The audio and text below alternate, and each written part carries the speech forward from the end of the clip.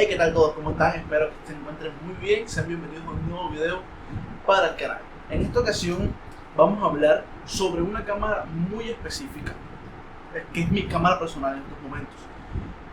Mi cámara es una Sony A7 III y vamos a hablar sobre qué tal es en 2025, si vale la pena comprarla en 2025, si vale la pena obtenerla por el precio del que la podemos encontrar, ya sea nueva o de segunda mano, ahora en el 2025, y si vale para un trabajo profesional. Así que vamos a dar. En primer lugar, hay que aclarar que la Sony A7 III es una cámara ya un poco antigua.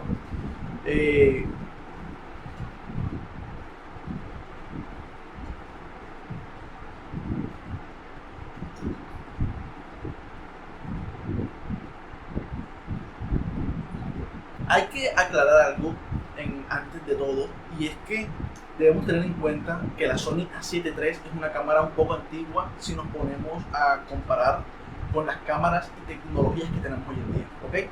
Sin embargo, aquí tengo anotados todos los puntos que voy a tocar. Vamos a hacer 3 secciones.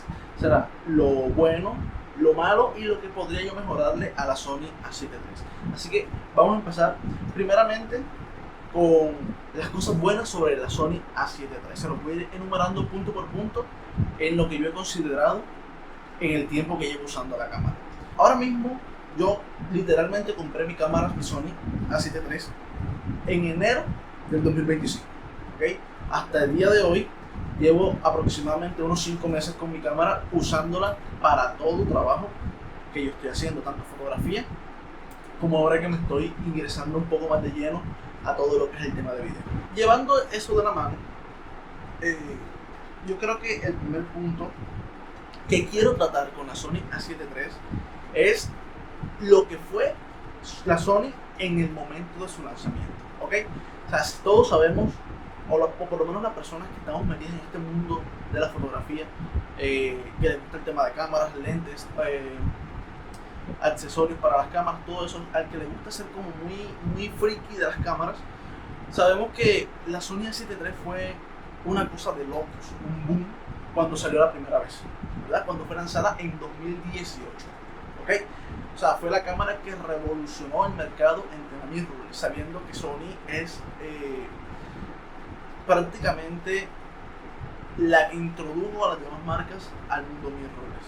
Cuando nadie creía en Sony, cuando nadie creía en las mirrorless, Sony estuvo ahí para darle a las mirrorless y ser el rey. Ahora mismo, pues hoy en día, hay muchas marcas. Ya, bueno, acá, yo vivo en Colombia, entonces acá en Colombia son más frecuentes las Sony, Canon y Nikon, que a lo mejor en muchos aspectos ya están a la par de la tecnología en temas fotográficos, pero en el video cambian muchas cosas. En específico vamos a hablar de la Sony A7 III y de los puntos buenos que yo tengo en mi concepto sobre ella. El primer punto positivo, que es lo que de las cosas buenas, que lo tengo aquí anotado, es la calidad de imagen excelente que tiene la cámara. Tiene un sensor full frame de 24.2 megapíxeles. Sabemos que los megapíxeles no hablan de la calidad de la foto. Los megapíxeles son el tamaño de la fotografía para poder ampliarla, ¿verdad? Sabemos que la cámara a veces es mejor cuando tienen menos megapíxeles. ¿Por qué? Porque los fotocitos del sensor son un poco más grandes y tienden a tener mejor uso de la sensibilidad visual, ¿ok? Pero si continuamos acá en el punto de la calidad de la imagen, nos damos cuenta que la Sony A7 III tiene una imagen excelentemente buena para usarla ahora en 2025. O sea, es decir, si quieres hacer trabajo profesional con la Sony A7 III es completamente válido en temas de fotografía, ¿ok? Si nos vamos al video, más de lo mismo. O sea, el video, la calidad del video de la A7 III es muy buena. En 4K solamente llega hasta 30 FPS, pero bueno, o sea, son pros y contras. La cámara es un poco antigua. Sabemos que ya tiene su predecesora, que es la A7 IV, y Sony está en vistas de lanzar la A7 V, puesto que ya la A7 IV también es un poco antigua a comparación de las tecnologías que están manejando otros fabricantes.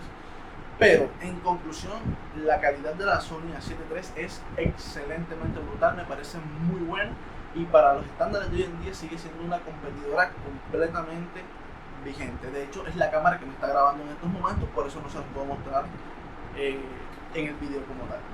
Siguiente punto de las cosas buenas que me parecen a mí de la Sony es el rendimiento ISO de la A7 III. Me parece que es un rendimiento ISO que es bastante bueno. Me parece que es bastante bueno sabiéndolo controlar y sin excesos. Lógicamente, pues sabemos que no podemos abusar del ISO a pesar de que sea muy bueno, pero si es necesario usarlo, ahí está. Siempre es bueno contar con la iluminación correcta y lo que vamos a necesitar para el trabajo que vamos a realizar, ¿ok? Pero si necesitas usar el ISO de la Sony A7 III a muy altos valores, te va a rendir excelente. Si yo no estoy mal, la cámara llega como a 112.400 de ISO, pero ya eso es muy excesivo. Sin embargo, yo he tomado fotos a 24.000 de ISO y emocionado. O sea, es una cámara que rinde excelente, y más teniendo en cuenta que hoy en día pues los programas que utilizamos de edición, ya sea Camera Raw, Lightroom, Capture One, tienen herramientas muy buenas para tratar el ruido de la foto. Aunque personas como a mí me gusta un poco el ruido de una foto en ciertas ocasiones, dependiendo el tipo de foto que quiera tomar en ese momento. Continuando con el siguiente punto, el rango dinámico de la Sony A7 III es brutal. A lo mejor en cámaras de video tipo Blackmagic y así, creo que podrían tener un poco mejor de rango dinámico, pero en cámaras fotográficas como tal, la A7 III es brutal. O sea, muy bueno. Muy bueno el rango dinámico. De hecho, yo tenía en concepto que las Nikon, yo vengo de Canon, ¿ok? Mi última cámara Canon, bueno, yo he tenido dos Canon, sería la 60D y la 90D, dos cámaras muy buenas, más que todo la 90D, a pesar de que es APS-C, y me gustaba, pero yo siempre había dicho que el rango dinámico de Nikon era lo mejor que había, que con Nikon en rango dinámico era la mejor marca, y a pesar de que es muy bueno, me cambié a Sony también por el tema de que quería empezar a hacer bastante video. Me encontré con que la Sony tiene un rango dinámico brutal, me gusta muchísimo, puedes jugar muy bien en el RAW de la fotografía, pues el archivo RAW es muy bueno, muy bueno. En temas de colorización o el logarítmico ya en video, pues tiene sus falencias, pero eso lo hablaremos en el apartado de cosas malas. Siguiente punto que voy a usar es la estabilización de 5 ejes en el sensor. ¿Ok? Para fotografía utilizas un lente o un objetivo, como lo conozcas, que no tenga estabilización interna. El estabilizador de 5 ejes de la cámara va a ser muy excelente para fotografía. También no las venden con el mismo, o sea, lógicamente pues le funciona el estabilizador de 5 ejes para el video, pero no es tan bueno realmente. Es muy inestable, no es como que vayas caminando y va a ser súper estable la imagen, para nada. Sí se va a mover bastante, sí va a ser un poco complejo ese tiro. Siempre vas a necesitar ya sea un rig de cámara, ya sea si lo usas como cámara de cine o algo así, y un gimbal o estabilizador en este caso. Siguiente punto, el sistema de enfoque de la Sony A7 III es brutal, es muy bueno y el mejor, diría yo, para la época en la que se lanzó, en 2018. Hoy en día tenemos cámaras que tienen un mucho mejor enfoque como tal, que ya puede ser la 7R5, la 6700, que tienen un chip con inteligencia artificial, que es una cosa brutal. Pero para lo que es la cámara y para la época en la que se lanzó la Sony A7 III, creo que es maravilloso el sistema de enfoque que tiene. De hecho, ahora en los temas en el apartado de las cosas malas de la Sony, le comentaré algo que prácticamente en estos momentos estoy confiando en el sistema de enfoque de la cámara porque no puedo verlo. Algo que también me gusta bastante de la Sony, y bueno, de Sony en general, es la cantidad de botones personalizables que tenemos para la cámara. Aparte del botón C1, C2, C3 y C4, podemos personalizar prácticamente todos los botones que la cámara tiene ya de fábrica. Si quieres personalizar los botones sin ningún problema, puedes hacerlo. Puedes cambiar las funciones que vienen de prefábrica a la función que tú quieres que tenga el botón. Me parece una cosa súper excelente, súper brutal, muy buena. O sea, Sony en ese sentido se la está sacando del estadio. Y a pesar de que la 7.3 tiene menos diales que de pronto la 7R5, la 9, la 1, es más que la misma 7.4, que es la generación siguiente. Aquí pasamos un momento que pues no todo es color de rosa, no todo es excelente, no todo, siempre hay, todo lo bueno siempre carga algo que no es tan bueno. En este momento vamos a hablar de las cosas malas que para mí, para el uso que yo le doy, tiene la Sony A7 III. O sea, las falencias que yo le he encontrado a la cámara en el tiempo que estoy pues, usándola. La primera es la pantalla poco articulada.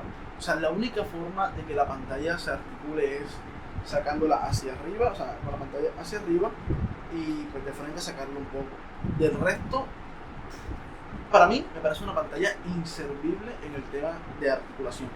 O sea, con lo que les comentaba antes, aquí ahora mismo yo estoy confiando plenamente en el enfoque automático de la cámara. O sea, creo que no le tengo dudas a ese enfoque porque es muy muy bueno, y más cuando tienes una pequeña iluminación, a pesar de que la luz que estoy utilizando no es la más óptima, no es la mejor del mundo, pero mientras haya una luz excelente, el autofoco va a ser una cosa de locos. Creo que me estoy enfocando, pero lo que les quiero decir es que la pantalla, al no ser articulable y tampoco levantarse hacia arriba, pues es complejo. Es complejo que nos podamos ver, a menos que tengas un espejo en la parte de atrás o un monitor ya de por sí, o hay aplicaciones que te dejan usar el teléfono como monitor. En este caso no los estoy utilizando, estoy confiando 100% en el enfoque de la cámara y espero que no nos defraude. Pero la pantalla sí, pues me parece súper mal. Siguiendo con la pantalla de la cámara, es táctil, pero no es táctil, ¿ok? El táctil de la pantalla me parece algo súper tonto, bastante tonto, que solamente te deja usar la pantalla touch para enfocar, o sea, el punto de enfoque, porque no te deja navegar por los menús, no te deja hacer cosas diferentes con la pantalla de enfoque, solamente con la pantalla solamente te deja enfocar, no te deja navegar por los menús. Es algo que yo me pregunto si pudieron ponerla para enfocar, pudieron ponerla para todo, o sea, poder navegar, hacerle zoom a las fotos, hay que utilizar el botón zoom y a veces es incómodo porque se va todo, o sea, súper cerca del máximo zoom y hay que ir retrocediendo. En cambio, vengo de la Canon 90D en la que podía hacerle zoom out y zoom in desde la misma pantalla hasta la distancia que yo quisiera. Pues es algo de costumbre, pero me gustaría que fuera también touch completamente, sería mucho más cómodo. Un tercer punto que tenemos con la Sony A7 III es el menú poco intuitivo. ¿Ok? El menú poco intuitivo, o sea, ese menú de Sony, por lo menos en la A7 III, es súper incómodo. O sea, es complejo de manejar, encontrar las cosas a veces cuesta mucho.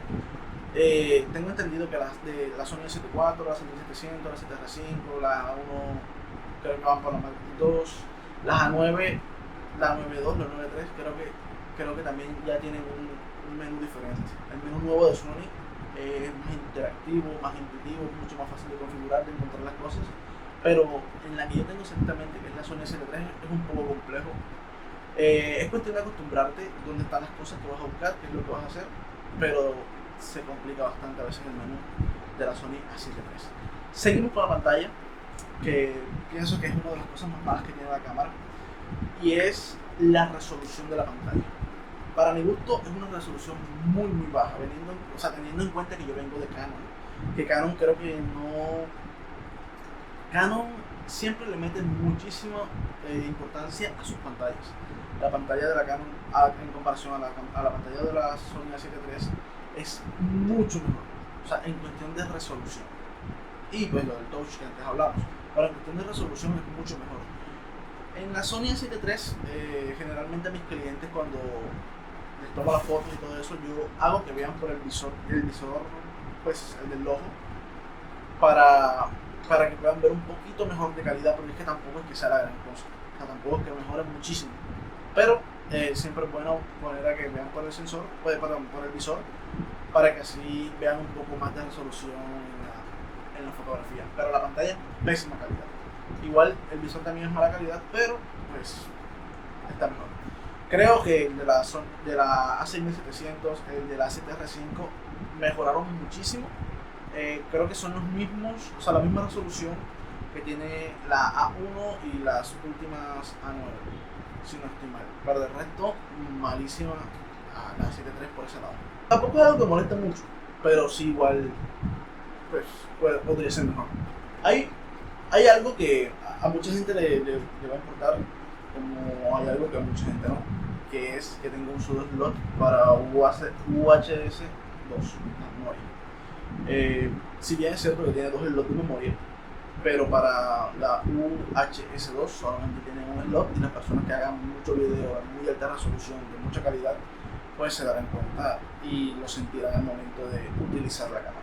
Pasamos al apartado de las cosas por mejorar de la cámara, o sea, de las cosas que me gustaría que fueran diferentes, que consideraría que harían muchísimo mejor a la cámara. Bueno, antes de pasar a eso, hay algo malo que no tengo anotado acá y me recordé ahora, y es el tema del enfoque en muy baja luz. En esas condiciones de luz a la cámara sí le cuesta bastante enfocar. Le cuesta muchísimo enfocar cuando hay muy poca luz. Te recomiendo siempre que tengas un flash que tenga una luz de moderado, para que pueda enfocar mucho mejor la cámara y así pues facilitarle la vida, a pesar de que tiene un muy buen enfoque, pero tiene que tener una luz decente por lo menos para que pueda enfocar de la mejor manera. Si está en muy baja luz, le va a costar bastante. Ese es otro punto malo que no lo tenemos notado, pero que me acuerdo ahora. Ok, el tema de las cosas por mejorar, la pantalla. Me gustaría que fuese de más resolución. Sony dice que es para aumentar la carga de la batería, en el sentido de que la pueda distribuir mucho mejor y pueda durar más tiempo. Pero no me molestaría a mí que fuera la pantalla mucho mejor y me tocara comprar dos baterías más, sin importar, sin importar. O sea, prefiero mucha más calidad en la pantalla antes que estar ahorrando batería. Sin embargo, si eres videógrafo, pues con una dummy battery y en tu rig con la batería esta que colocamos en la parte de atrás, creo que es suficiente. Entonces no es como que moleste tanto. Si eres fotógrafo, pues que cambies la batería en medio de la sesión no es ningún problema, y sin embargo pues no creo que te gastes una batería completa en una sesión de fotos, por lo menos una sesión básica de fotos. Y si puedes tener 2 o 3 o 4 baterías, que sería lo ideal, pues no vas a tener problemas si eres fotógrafo.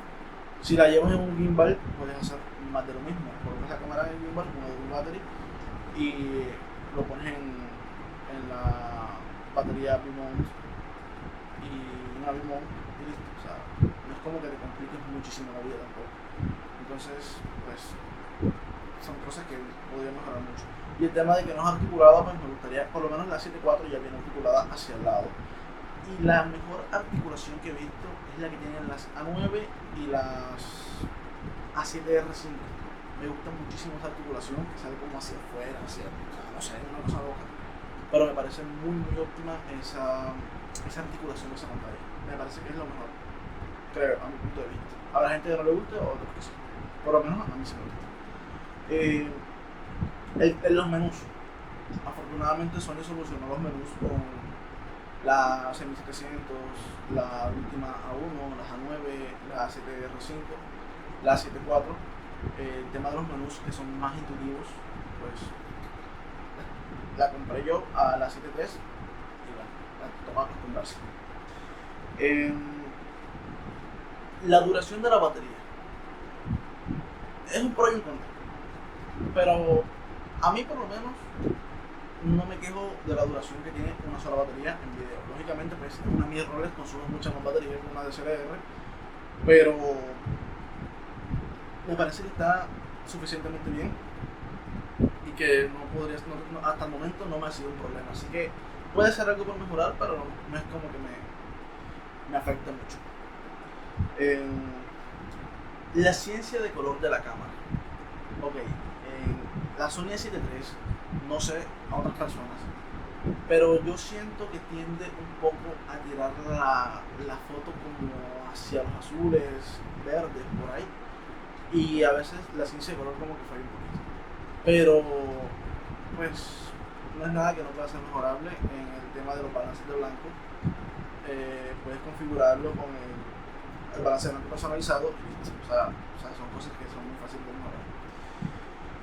Bueno, en fin, o llegando ya como a una conclusión, ¿vale la pena la Sony A7 III en 2025? Y para mí, la respuesta es sí, sin duda alguna. O sea, no voy a pensarlo mucho porque la Sony A7 III en 2025 es perfecta para lo básico. Pues no lo básico, puedes hacer trabajo profesional con ella. Si eres fotógrafo, puedes hacer el trabajo que tú desees con la Sony A7 III sin ningún problema. Full frame, 24,2 megapíxeles es suficiente para hacer un buen trabajo. Igual con la Sony, hasta la Sony A6300, A6300, A6200, aún puedes hacer un muy buen trabajo, a pesar de que son APS-6, son mucho más antiguos.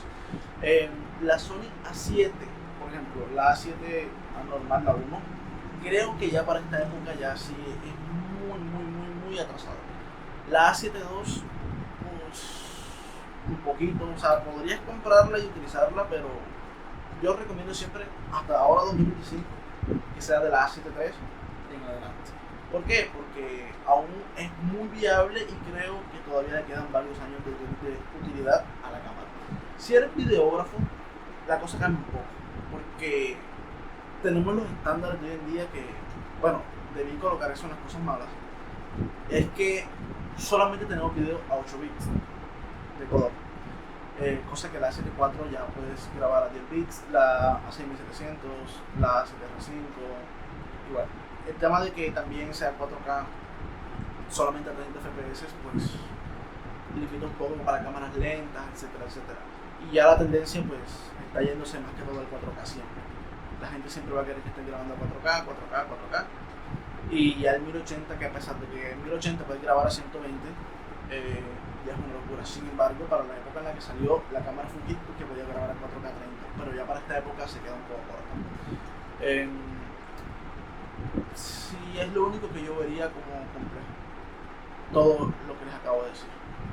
Y más que todo, pues el tema de los 8 bits, que para grabar en S-Log 3 te cuesta muchísimo porque el tema de la edición en pues en el log 3 es bastante complejo, ya que no te deja editar como quisieras todo, y que tampoco grabar para todos los